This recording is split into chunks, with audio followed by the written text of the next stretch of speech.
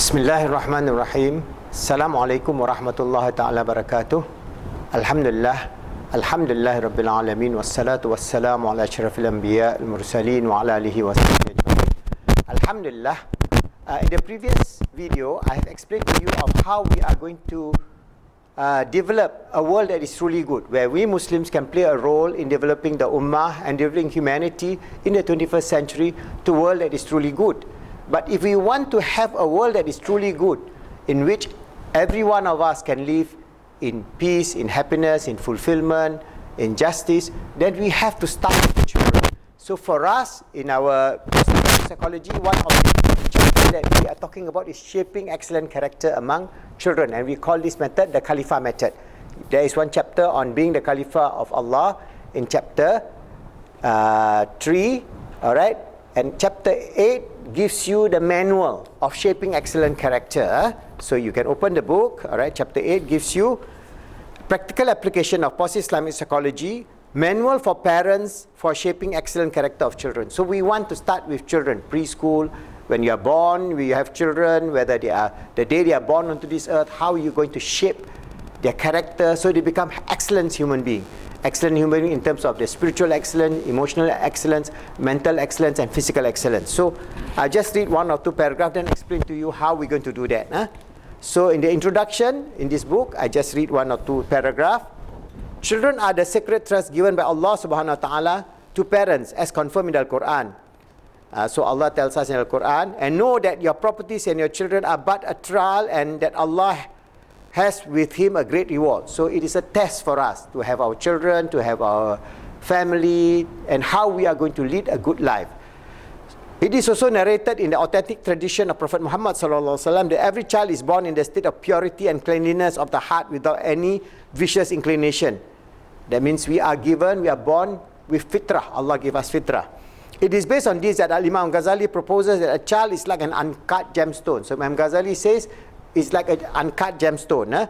The parent's responsibility therefore is to cut, shape and polish the child's nafs, soul, until it becomes glittering, beautiful jewel, pleasing to the eyes of Allah subhanahu wa ta'ala.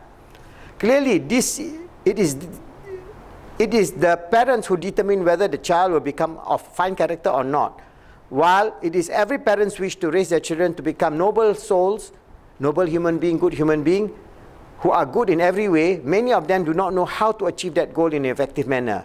There are two primary requirements in shaping the children's character. That means in the Khalifa method, there are two primary. One, parent has to know how child's character or personality is developed, so how they develop the child's personality and character. Number two, parents must themselves possess the right values, will act as a basis for shaping their children's character. The right values are the traditional values of Islamic character, and the children must be raised to understand their role as the Khalifa of Allah on this earth. So, in our book, we tell about being the Khalifa of Allah on this earth. They must be imbued with the values of being the Khalifa of Allah. That is, first, in a simplified manner, when we talk to our children, we must tell them that they must strive to be good, make themselves good or help them. Then, secondly, they must help others to be good. And thirdly, they must try to make this world good and pleasing for Allah subhanahu wa ta'ala. So those are the three things. From the day they are born, you give them the idea they are the Caliph of Allah. Well regarded by Allah subhanahu wa ta'ala, well loved by Allah subhanahu wa ta'ala, that they have to always strive to make themselves good, help others to be good, and make the world good. So if we start with the children, then we have this ideal world. Alright, Allah subhanahu wa ta'ala, this is our model, which says that our perception, alright, in terms of our human self, we try to create goodness in our children. Then we try to create good inner speech. The child must have this good inner speech. And then the child will have good social, inter and intrasocial environment. And then the child also must have the good upbringing in terms of physical environment, in terms of food, clothing, shelter, and so on. So we shape their perception to be the Caliph of Allah. And when they have this perception of being the Caliph of Allah, and they get all the good input, good, in terms of their daily life, then they will be a good citizen of the world to create a just global Islamic society. So we can have the 1.7 billion Muslims becoming the forerunner in the 21st century to develop a wonderful society of love, peace, care, fair and share. So we want to have those values built in the Islamic society. So that is the ideal world that we want to go and aim for with our vision and mission. But the existing world, what is the existing world? The existing world is our children are brought up in a very bad situation. For example, the physical, social and inner speech is very bad. In many Muslim countries, we are having conflict. We are killing each other. So a child bring up in Syria will have a very bad physical environment. They become refugees in Turkey, in Jordan, in Europe and so on. They lost everything. Their social structure is destroyed. So they don't have any intra and intersocial environment that is intact. They become very, very aggressive, very, very pessimistic, very, very sad, very, very difficult because of the situation. So the inner speech will be very negative. So you have all this bad. So what is the outcome of that situation? In Muslim countries, we have the bad outcome.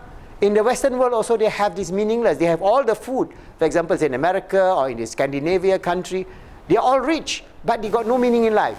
So the children are also growing up having a lot of psychological problems. They want to kill themselves. So the highest suicide rate is in Sweden. Imagine.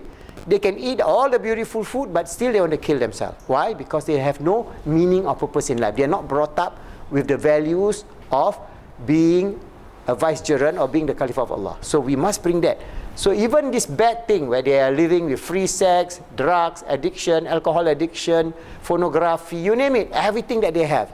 So in the end, we have a bad and evil global society. So this is where the 21st century we are in. For Muslims, we have our particular problem. For the non-Muslims, we have a degradation of the civilizational values of humanity. So we have to find a way to help them also. So we help the Ummah by resolving conflict and bringing the positive values of innate in Islam, that is being the Caliph of Allah, always striving to make ourselves good, helping others to be good and making the world good.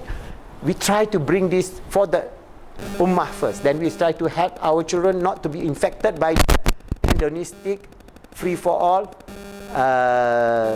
lifestyle of the West. So we try to give them values, good values. So if we do that, then inshallah towards a good world is where we Muslims then can play a role in the 21st century, where our children can show the children who are not Muslims that we are good, we are caring, we are sharing, we are loving, we are beautiful in terms of akhlaq, our adab, and they will see, wow, we Muslims are not killing each other. We are a good ummah.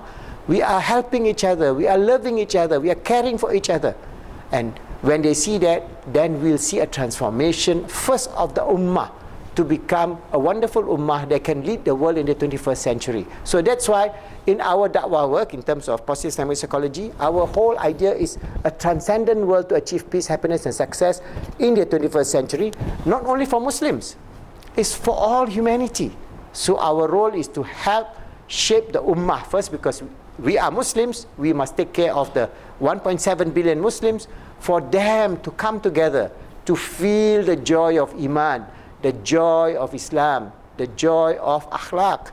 Then we bring together, then we improve ourselves step by step by step. Wallahu alam, it may take 20 years, 50 years, 100 years, wallahu alam. Only Allah knows best. But our duty, our role as the ummah of our Holy Prophet, the beloved of Allah, Muhammad sallallahu alaihi wasallam, is for us to do this good work, step by step by step, step by step by step, little by little, until we reach all of our brothers and sisters, and until we reach all of humanity.